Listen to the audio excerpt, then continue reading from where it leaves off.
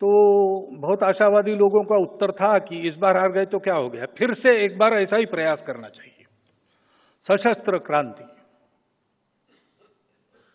तो एक धारा वो फिर से बह चली, क्रांतिकारकों की धारा। देश के लिए अपना जीवन, अपना यौवन हवन करने वाले लाखों उदाहरण उस धारा में से निकले, जो हम सब के आज भी प्रेरणा स्रोत है, आदर्श है जीवन के बारे में। देश समर्पित जीवन कैसा होता है। परंतु उस धारा का प्रयोजन समाप्त हो गया स्वतंत्रता मिलने के बाद,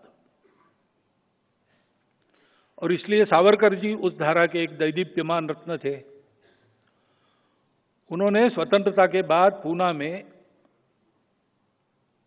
अपने उस क्रांतिकारक अभियान का समापन विधिवत कर दिया, सार्वजनिक कार्यक्रम करके।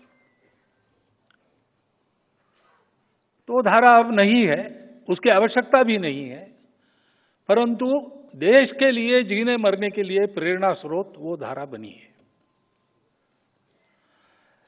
लेकिन कुछ लोगों को लगा कि ये लड़ाई में हम कम थे इसलिए नहीं हारे हैं, हमको राजनीति का पता नहीं है, लोगों में राजनीतिक जागृति नहीं है। केवल सैनिक लड़ेंगे तो काम नहीं होता है, सामान्य व्यक्ति भी खड़ा होना चाहिए।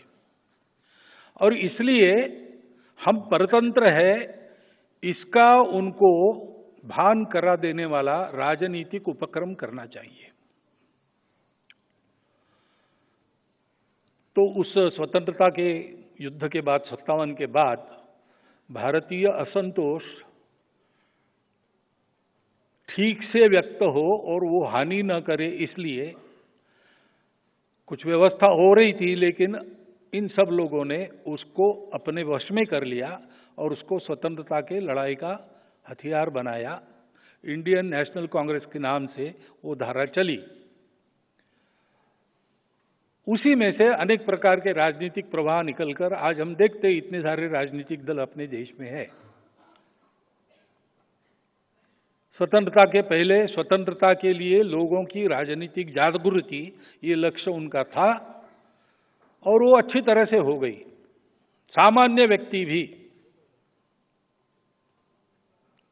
चरखा तो अपने देश का परंपरागत है, वो नई बात नहीं थी, लेकिन देश के लिए चरखा चलाना, ये बात सिखाई उस राजनीतिक आंदोलन ने। देश के लिए जीना मरना।